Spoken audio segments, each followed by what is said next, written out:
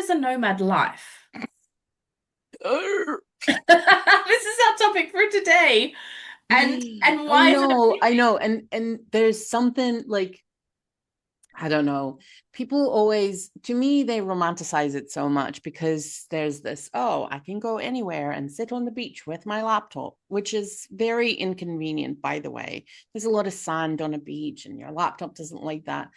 But for me, like, so I moved a lot in my late 20s, early 30s. Um, I think I once counted it and I moved like 14 times in 10 years. Whoa. So that's a lot. And I moved countries a lot as well. I mean, I moved between the Netherlands and Scotland mostly. Um, but why to me it became uh so to me it didn't feel like freedom Mhm. so much as it began to feel like not being able to put any roots down. And that's maybe also because of my personal history, like that probably plays into that as well, because there's no sort of, if you have a family that you go back to, then there's sort of this naturally rooted place that you can return to Yeah. after your travels. And I obviously didn't have that. So it was like this constant moving, and it meant I couldn't build relationship deep enough to feel grounded in a place. So maybe that's why the nomad life is not appealing to me at all. Yeah. I I mean, I moved countries. I don't know really if that's nomad. I I moved from one place to another and then set up there. So it's not really um I've traveled international, I've lived international. I think that's quite different. Hmm. But it wasn't as well, actually, I would go to places. So I lived in Oxford for a month and I lived in Liverpool for a month. I lived in Inverness. I went for a month. That was not as exciting as I expected. It was beautiful, don't get me I wrong, was but going to say it is very not the pretty up most there. wowy of places ever. Um, but I would go somewhere because I needed to meet the conditions of being in Sorry, business I just want to in the go UK. back. Loch Ness, definitely, definitely go see that. Oh yeah, Okay, yeah, go yeah. on. Like driving Let's around. move on from Brilliant. Inverness, but it's so beautiful up there. But It go is on. gorgeous.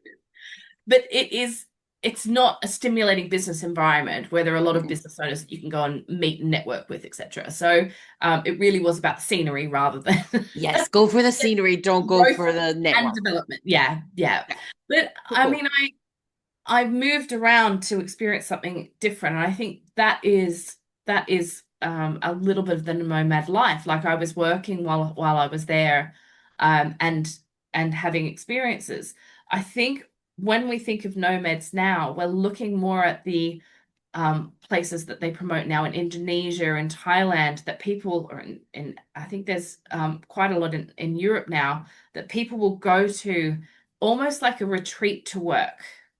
Yeah. And they have co-working spaces where you can live. And I mean, there's a lot of excitement in that.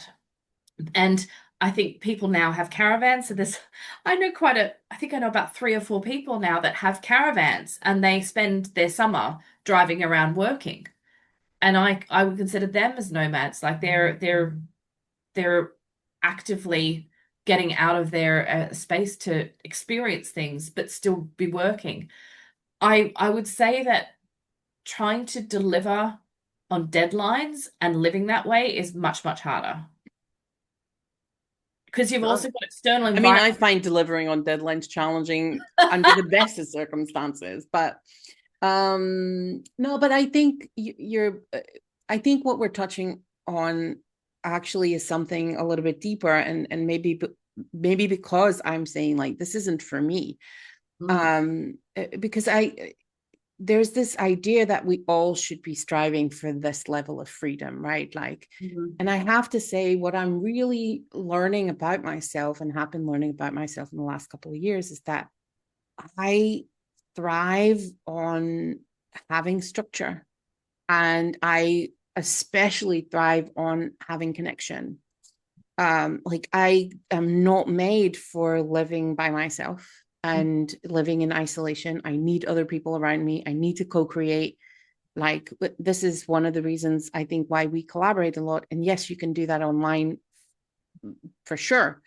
But I also know that I need that in I need actual physical 3D people around me to do that with, because that is how my nervous system regulates itself. So for me, the idea that I would have to travel around and go different places all the time and have all this new information hit me all the time, like I am instantly exhausted and overwhelmed. Like it's just not that's just not how my system works. And I think sometimes when we talk about these things, there's this idea that this is something that everyone should have the ambition to have this level of freedom. And I'm Mm. like, not only do I not have the ambition, I actively don't want to do it Mhm. because it would absolutely feel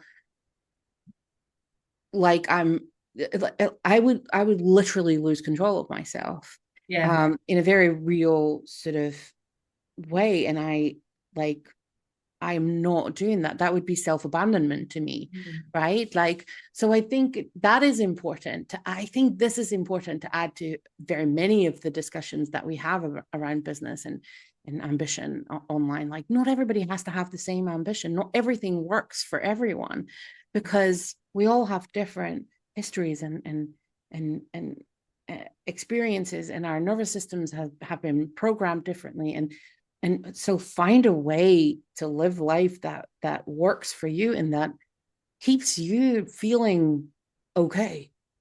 I'm not even saying that you have to be fucking joyfully ecstatic every day, Mm. but at the very least find a way to organize your life that helps you remain stable. Yeah. I like doing it in small batches. So I would like to do it for a month and then come back and have stability again. Because I enjoy the, I've moved country 4 times. I've moved country 6 times really, because I came to the UK, went back to Australia, came back to the UK There you again. go. So I think you learn to adapt when you invite, you learn what you enjoy about being a nomad, and you learn what you don't like. And so it's finding more of the things that you enjoy about it. Um, I think often it's about the people around you and how you connect to them, because you can have bad experiences in communal spaces if that's where you end up as a nomad. It might be that you dislike the isolation, as you say, if you're working in the Middle East. It can be a lot more isolating in those environments than it might be, say, living, in a much more culturally abundant environment. So if you decide to travel overseas rather than traveling in your own country, for instance, it can have a Mm, different impact. So I think it's trying it to see what it is, what you like about it, but also being aware that um, there are levels that you can go into that you can't get out of. So if you buy a caravan and you decide that you're going to become a nomad and drive around for you know all that time, you've then got things like, can you get stable access where you are? And a lot of the times, people who are in caravans can't get stable access to internet. So mm, if your clients are depending on you for phone calls and webinars all the time, that lifestyle is probably not going to fit what your business model might be. So yeah. it might be better for someone who's writing a book, for instance, to have that sort of lifestyle. So there's differences in what a nomad requires in order to live that lifestyle. Well, I think there's two things. There's what the business requires, and then there's what the person requires, right? Yeah. And both those things need to be aligned. Yeah, Both those definitely. things need to be aligned. Definitely. But I also think it's great to try it, because you then will work out what you love, don't love, if it's for you, if it's not Yes. for you. Again, I moved like 14 times in 10 years. Like I know what it's like to pack up your life and go to a different place and try it there. And that's maybe not quite nomad lifestyle, but it did give me a lot of information. Yeah. Um, I think that also there's a lot more retreats. So, in the business communities I'm in, I'm hearing of people running retreats for a week or 2 weeks for business owners to get them into a different environment to think differently. And I think that's really valuable. And if you enjoy that, then a nomad lifestyle might be more for you than if you go there and go, oh, that was great, but I'm happy to be home. Yeah, if you walk in the door and go, I'm happy to be home.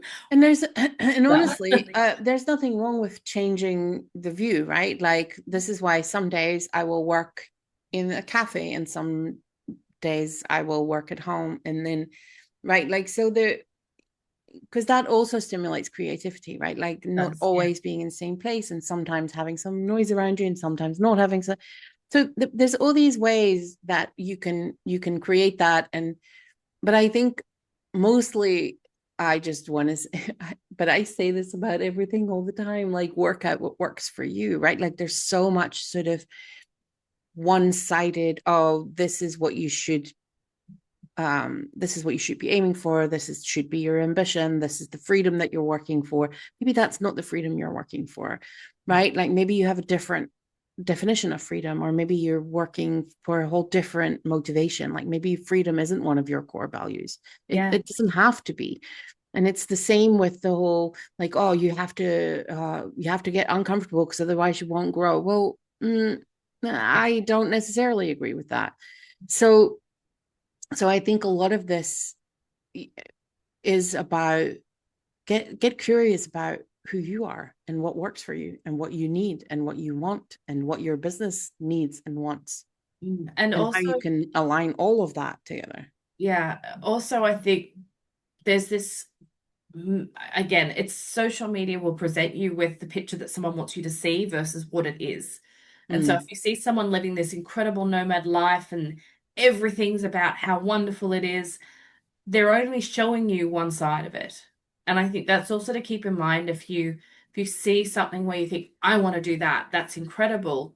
Just be aware that you're only seeing a very small part of what that person's life really is. And it's the bit they want to show you. That's all been That's developed. generally true for social media. Yeah, yeah. So it's like, I think just being realistic about it, if you've got a family and kids, trying to then start to build a nomad life is going to be much more challenging than if you did it in your 20s and you were single or if you had the ability. But you might be looking at a different level of income that you have in order to do it. So, Yeah, you know, but I think it's worth trying. I think for some people, a nomad life is very appealing. For others, they do not like so the much. stability of home. No, but why not?